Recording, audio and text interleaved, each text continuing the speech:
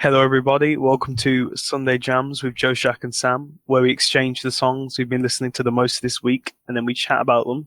So let's jam.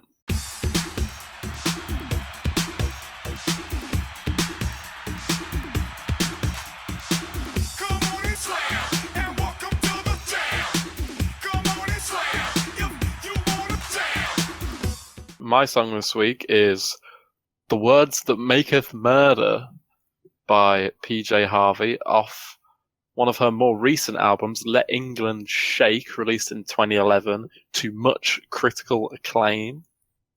It's an album that's all about war in England. There's lots of historical and political themes. I know she did lots of research into modern day testimonies from people in Iraq and Afghanistan, as well as Pinter and Eliot, some real legendary poems and shit. I've never listened to PJ Harvey before. Oh, this is a weird place to start. I like this though. Joe was saying that PJ Harvey had interviewed or had done research into the testimonies of modern day soldiers in Afghanistan, Iraq, as well as researching into classical war poetry. And I think the way that she's written the lyrics lends itself to being kind of timeless, in that it doesn't seem like we're specifically talking about either era, and this is generally a commentary on the diplomacy surrounding wars, i.e. prior to them, and their failure to prevent war, and that we're not specifically talking about a time period. So we're not talking about the World War, and we're not talking about modern conflicts. And I like that. Musically, I think my favourite part was the main riff, actually. I really liked the chamber pop vibes that I got from it. It's kind of riff drenched in reverb. Just sounded really nice, the interplay between the two guitars, especially the main riff. Yeah, I like this track. I'm not super into it, but I certainly like it. Yeah, I really liked the kind of relationship between the lead and the rhythm guitar here as well. I think the rhythm guitar had created a nice bass for the lead guitar to, do its thing on. One thing that immediately jumped out at me, because I had complained about it in previous weeks, was the use of the infamous clap as a piece of percussion. Yeah, I thought you might mention this. But there was other percussion too here. There was the cymbals and shit, the hi-hats. So it wasn't like clap only percussion, which I think is really where, people are testing me, is when they just have a clap as their percussion. And that's basically Yeah, I thought it's a different kind of clap. Like, this isn't like the party, like let's get turned up clap. Yeah, it's more like a kind of not a war clap, but like it reminds me of like shit like Ring Around the Roses, like yeah, fucked up. Well, not fucked up, but like just wartime songs and yeah. There's a bit more. It's a bit more of a folky clap, I guess. Yeah, I really also love the contrast between the very like light feeling vocals, very easygoing vocals, but there's kind of like hyper violent war imagery going on. I think it makes for a really cool juxtaposition there. They're using the light vocals, makes it feel like more of a storytelly, poemy, folky type vibe, as opposed to, power metal, when they talk about war and they use the kind of epic voice vibe, it's not as much of a storytelly vibe, it's more of a, bellow from the hills type vibe. But less triumphant. Yeah, exactly, yeah. It's not glorifying war. Yeah. It's very much like you say, it's very much feels in that kind of mode of telling a story. I'm kind of unsure how I feel about the chorus, or at least the first run of the chorus, because it doesn't. The first time you hear the chorus, that exact thing doesn't actually repeat again. I don't think, because it does kind of change every time. Yeah. But the first time you hear the chorus, you kind of have that trumpet. It sounds like the kind of tone that you'd hear in like a ska trumpet, just a lot slower, obviously. But it's just it feels like a kind of silly sounding trumpet, I suppose. It doesn't feel like a very warlike or epic trumpet. which kind of threw me a bit. But seeing as it only happened once, it was kind of like it was quite easy to be passable, because when the trumpet comes back, it has a totally different singing line, and I think it was the interaction between the trumpet and the repetition in the first chorus that kind of made it all sound a bit, I don't know, just not serious. It kind of took me out of the feeling of seriousness. But the next time it comes back, it doesn't do that, and I think it's because, like I say, it's because of what's on top of it as well that kind of either suits it or it doesn't. And then also, I really love my favorite part of the song is probably the final kind of refrain with the whole "Take My Problem to United Nations" thing. I really love that new instrumentation that comes in. I think it's a guitar, but it's just the really high pitched. Yeah. I think it's just a new guitar lick, and and the way they just kind of repeat it. It's a very kind of hypnotic ending. Makes a statement at the end. Right, yeah, exactly. It kind of finishes the story, but not in a kind of climactic way or kind of a conclusive way, but more like in a statement-y kind of way, That line is taken from a song released in 1958 called "Summertime Blues." It's almost used as a joke because of how the United Nations didn't even exist at the time of the First and Second World War. That it existed after the Second World War. Uh-huh. But there was a thing that became the United Nations. Yeah. And right. It was well known for being kind of useless. And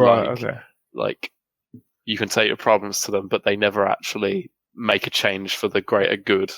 Well, yeah, I thought it was a good track. I've listened to the whole "To Bring You My Love" album, which is a very good album. Oh, it's so good. I don't know which one I'd say I prefer. They're kind of just different, but I like them both. I like both the sounds that I've seen from PJ Harvey. Yeah, I've been listening to the album loads recently, letting them shake. Mm-hmm. Because, I don't know, for some reason I was just craving some more PJ Harvey. Not that I had heard this PJ Harvey before. Mm-hmm. Yeah, I can definitely recommend the album, and the song, it may be more you may find it more effective as part of the whole war album. Sounds like it's quite a conceptual album, or quite a. Although I found it kind of hard to actually. I don't know if there's really a storyline or anything like that going through it. Yeah, it's just conceptual, thematic. It kind of feels like just a collection of war poetry and viewpoints and stuff. Yeah, I think with all all the male vocals all talking over everything, mm-hmm. and the clapping and I think it feels kind of tense at parts. Yeah. There's a kind of tension, and especially with the repeating statement at the end, it's like there is this kind of this war tension, this building. It sounds almost like panic building, or this hectic feeling. Yeah, I feel like there's definitely kind of a tight control of pace going on in the song. Yeah, it's very aware of its pacing. I think the song, and I assume. A lot of the rest of the album might be like that as well. But I think the song definitely was. I like a lot of the lyrics, and like you said, the contrast of her kind of gentle and fragile voice with mm-hmm. the imagery of flesh quivering in heat and flies swarming everyone and stuff. Mm-hmm. It's all just very grim. Mm-hmm. For sure. And it sort of raises the question of killing for your country is still murder, and even if it's justified and ordered by the words that maketh murder.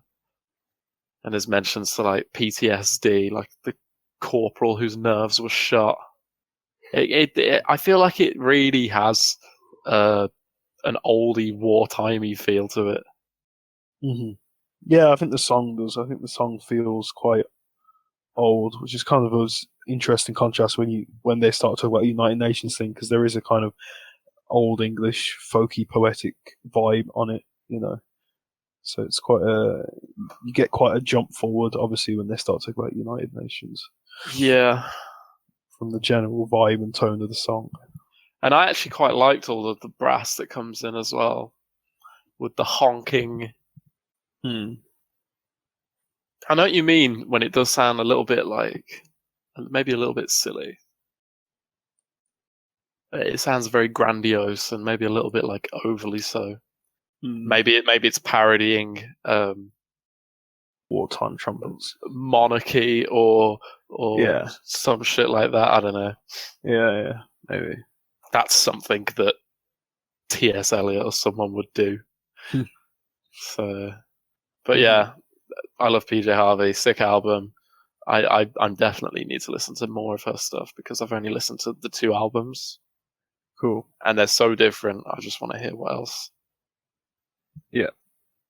My song this week is by a rapper called Lil Uzi Vert. It's been around for a couple years. The song was released this year. It was released on an EP a couple months ago, or was it last month? I think it was sometime in February. And then a month later, like last week, just over a week ago, he decided to release this song. I think just because of how well it was going down with fans and stuff. Decided to release this song, EXO Tour Life, as a whole single, with a kind of, not really a video, but just a loop of a little animation of him driving a car with a blunt. 2017 track from quite a you might say a trending rapper at the moment, or quite a hot rapper in terms of popularity or growth of attention. I've listened to this song loads of times already. I like how surprisingly serious it is for an Uzi song, because usually his beats and just the things he goes on about are just it's generally a little bit more zany and quirky than this. Mm-hmm. But from the beginning of this song, you know that the beat is way more straight-faced, and it means business compared to his usual tone. It feels a lot more serious. I like it though. I like how slick it sounds, and it really has exploded for him because it's everywhere. This song, and perhaps this was the direction he maybe not that he should have been taking, but that people wanted him to take. Yeah, because it's so fashionable to be like this right now. Mm-hmm. Well, what I noticed was that the YouTube version is way calmer.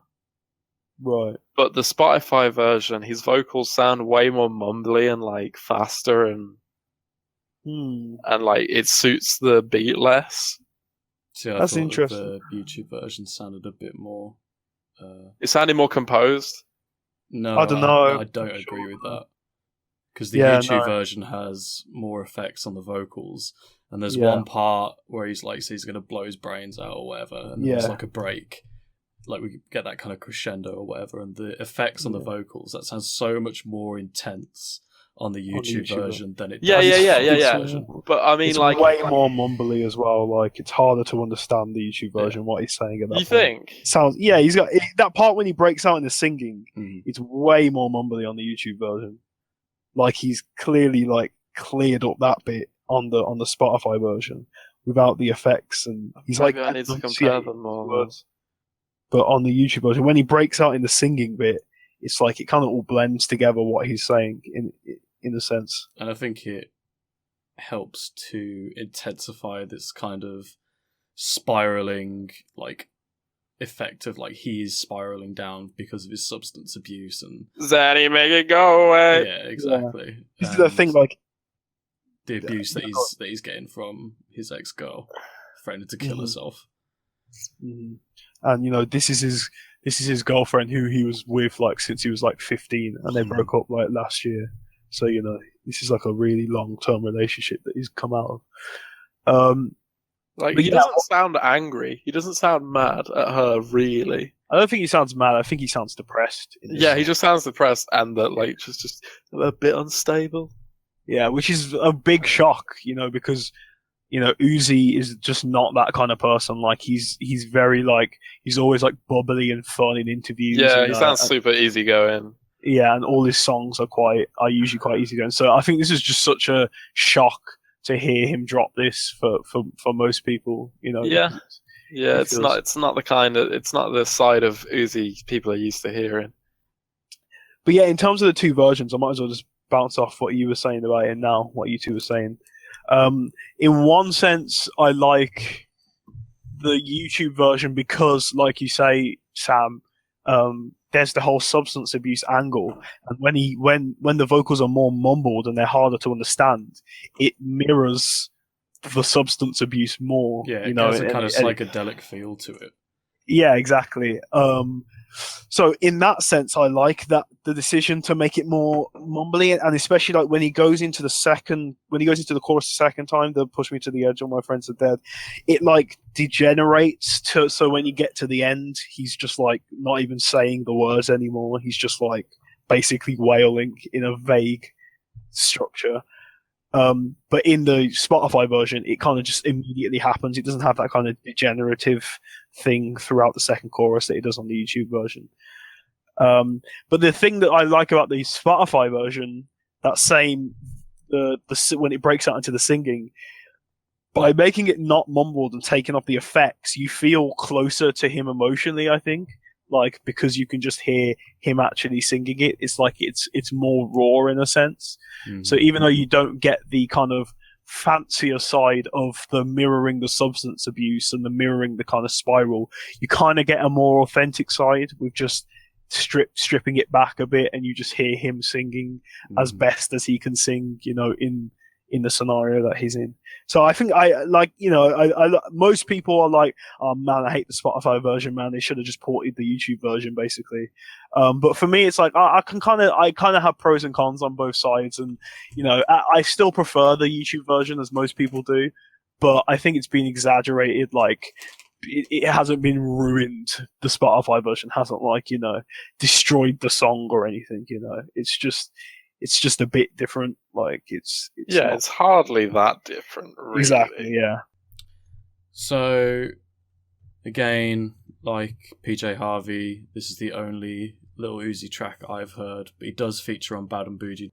They sound like two completely different people, and as we were talking, as you were kind of saying, his usual output's a bit more zany or whatever. Yeah. I think, you know, you were just saying that you prefer when he's not doing his yah-yah-yahing or whatever, that kind of vibe. Yeah. This is definitely a better song, and like better verses than anything that's in Bad and Bougie. But they do aim for different vibes. Yeah. Yeah, of course, yeah. Cricket. Different vibes. It's interesting that like this was done so far after, or released so far after they broke up. It was like a year or something after the initial breakup. It was about 6 months, I think. Yeah. 6-7 months. But and it is interesting because when they broke up, straight after the breakup, he did like release a song, which was kind of like quote unquote the breakup song. Mm-hmm. So this wasn't like the breakup song. It's just obviously it's been affected. It's you know, it's affected the creation of this song. But I think there's more to it than just a breakup song. Mm-hmm. And yeah, I think, like, regardless of whether you're listening to the Spotify or YouTube version, whichever you can argue achieves a kind of more personal, like, deep vibe to it, you certainly get a very intimate look into how Uzi is, or was, or maybe still is feeling about this. And, you know, I don't know whether it's just because I have such a deep-rooted association with the kind of animation you mentioned of him driving with the kind of psychedelic background in the back, but this is some feels deep trippy shit, and the beat itself, you know, it's banging by itself, but I thought it was interesting to kind of have a bit more of an approach like Six Lack or whatever, where we're getting a bit more of vulnerable, a more vulnerable side to things. But yeah, really good track. Go check it out. Cool. I really like how the kind of, I think it's very like compressed flute sound. I think it is that goes through. That's what I think it is. But it holds the kind of melancholic tone of the song the whole way through. But also you have the other synthy noise that's a lot more kind of light that goes along with that. So you kind of have a juxtaposition between a more kind of easygoing noise, but then you have the kind of eerie flute thing. I think it's a flute, but it's hard to tell because it's whatever it is. I think I know what you mean. Yeah. Yeah. I think the highlight of the song has to be when he just suddenly breaks into the singing with the whole "She said I'm insane, want to blow my brains out," because it's just, I find it really powerful how immediate and sudden the breaking to the singing is, especially when you pair it with how kind of intense and vulnerable the lyrics are about wanting to blow his brains out, obviously. And obviously the chorus, is kind of becoming quite legendary. The whole "all my friends are dead" thing. Oh, my friends are dead. Yeah, but I mean, I think it raises an interesting point. And when I was looking at Genius, and it was breaking it down, and it was like, for Uzi, he said in the past before that a lot of his he and a lot of famous people say this, that once you become really famous, you basically are unable to make friends anymore. So you basically just have to rely on the friends you had before you were famous, because no one really is real around you anymore when you're famous. So, and I think a lot of his old friends died, just on the streets, because he's from like Philadelphia and shit. I think this whole idea of "all my friends are dead" pushed me to the edge. I think it's the combination of the fact that he breaks up with Britney, and a lot of his old friends have died now. And I'm not going to say literally all his friends are dead. I have no idea if all his friends are dead or not. But I guess it's just the kind of idea that losing lots of people from your past, you would probably feel like you're being pushed to the edge, I guess. There's also the angle that it's a reference to dead presidents, so the amount of money that he has at his disposal while he's depressed has pushed him to the edge, and the fact that he can just afford to like burn out on just continuously buying Xanax and like his friends are the notes, basically, his money. Yeah, that's another interesting take on it. Yeah, well, whatever it is, it's definitely supposed to build this whole tone of isolation. Like he's trying to make you feel really isolated with him. In terms of how I feel about the song, I'm just gonna let the numbers speak for themselves. So I've been on Last FM for over 11 months now. I've been scrobbling completely consistently since I first started back in April 2016. 12,780 scrobbles. 12,780. In 1 week, this song is in my top 10 most played songs over all of 11 months of being on Last FM. Chase! So, this song has defined my week. It is literally like, it is just defined my life in this week. Like, it is like genuinely motivated me to do things. It has like maybe just sit and think and reflect. Like, this song hits me so hard, like no other song. I can't even remember how far back I'd have to go to think of a song that just like floored me like this song does. And I think I'm going to continue to keep listening to it a lot of times. And it's only March, but I think we definitely have a strong contender for Song of the Year going on here for me. But we'll see what kind of dope shit is on the Gorillaz thing we get with. But we'll see. My track this week is Andromeda by Gorillaz.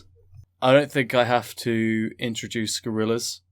Inactive for 6 years after Plastic Beach and their unpopular album The Fall. We got Hallelujah Money earlier in the year, which I was a big fan of.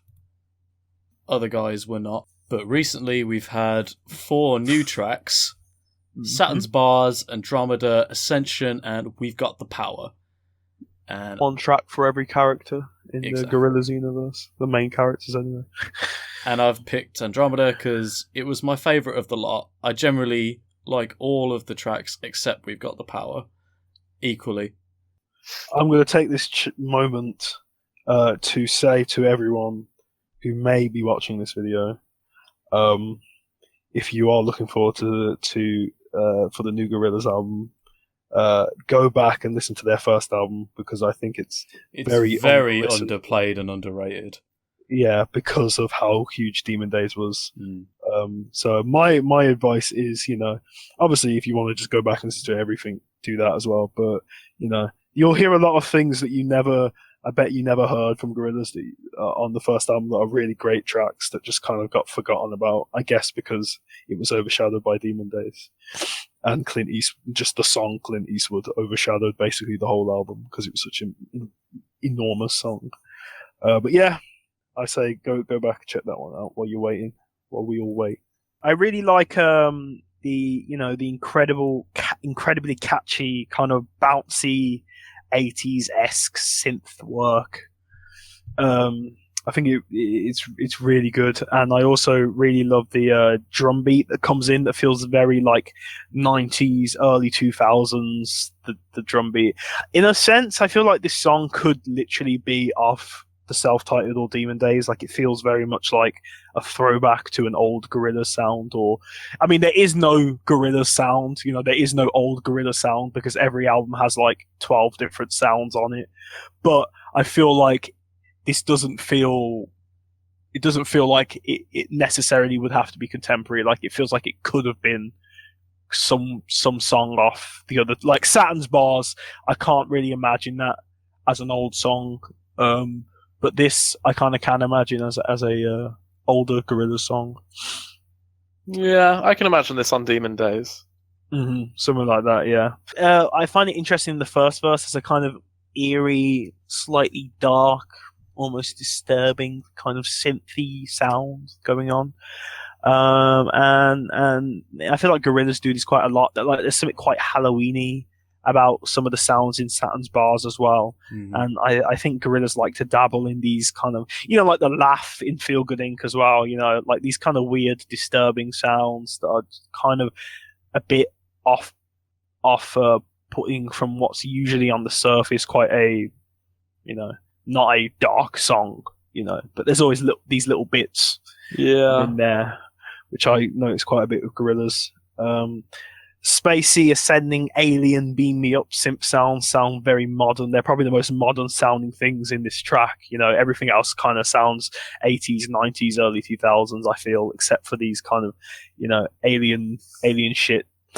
The song really grew on me, for sure. Oh yeah, and I really love when they just say Andromeda around the end, and there's kind of just layers of there's just like layers of different like octaves that just kind of like stack on top of each other. That's really cool. Yeah, the song really grew on me. Great, it's a good track.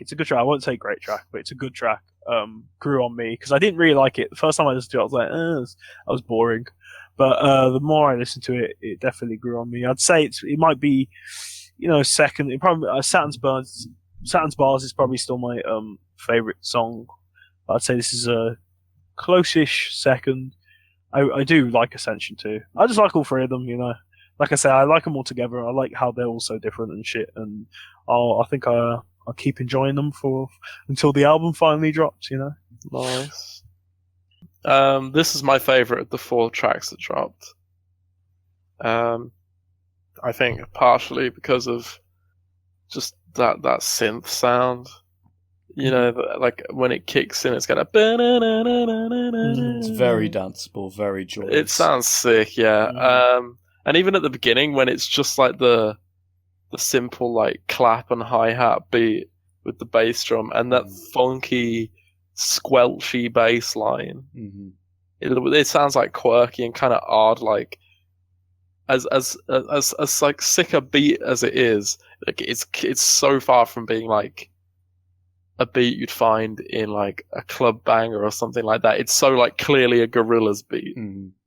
It's got that kind of, I don't know, it's just something unusual about it. The synth and bass tone kind of reminded me of Up on Melancholy Hill. Right. I can kind of... Yeah, there were certain elements I kind of went, that's a little bit like that, but that's not to say that it's a carbon copy. This definitely has its own vibe. Yeah.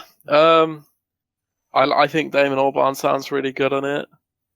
The take it in your heart now, lover. Yeah, he's definitely Refrain. better when he's not actually exercising his Yeah, when he's lack not of trying vocal to talent. sing. Yeah. He sounded good. I really enjoyed this song, Andromeda. It's weird that they came out of Andromeda just after Mastodon came out of Andromeda. And another Andromeda, but we don't talk about that Andromeda. Massively. Oh yeah, The world's going crazy for Andromeda right now. oh yeah. Yeah, I mean, I love Gorillaz, and if the album was all, if this song alone was an indicator of the album's quality, I'd be looking forward to it a lot. Mm-hmm. And I still am looking forward to it. So I think the reason that I gravitated to this song more than the others from the outset is that Saturn's bars, Popcorn kind of really dominates the track. Like, to the point where it could have almost been a Gorillaz feature. Yeah, Gorillaz always have a few songs like that, like Clint Eastwood, for example, being a famous song where it's basically not even a Gorillaz song. Yeah. And so when I heard this, I was like, this is definitely like more kind of Gorillaz dominant in its sound. And yeah, as we've all kind of previously covered, the synth sounds really great. Very danceable, just very pleasant, and the kind of chorus of vocals that chant Andromeda towards the end, again, just really nice. I'm not sure that we could really say that much more. It's just a pretty solid Gorillaz track, all in all. I think it's the one that most people are going to instantly gravitate towards. Yeah, I can see definitely, that. Yeah. As I said in the intro, I've been really satisfied by what I've heard. I'm kind of lenient on We've Got the Power because I understand it's the album closer. I'm really not sure why they decided to release it as a kind of album lead-up track. Very poor choice. And I really liked Hallelujah Money, so pretty hyped for new Gorillaz. More than I would be than just saying, like, I'd like to hear some new Gorillaz. Thank you, everyone, for listening. If you guys listen to the songs, what did you think? What you've been listening to lately? Please let us know in the comments below. If you want to check out the playlist that has every song we've ever selected for Sunday Jamz since we first did Sunday Jamz, and if you want to listen to the tracks that we discussed today, link to everything will be in the description below. Subscribe, like, comment, share, everything. Do everything to this video that can be done except dislike. That's it. Goodbye. Has our resident disliker continued disliking? Show your face. See me in the comments, bro. See me in the fucking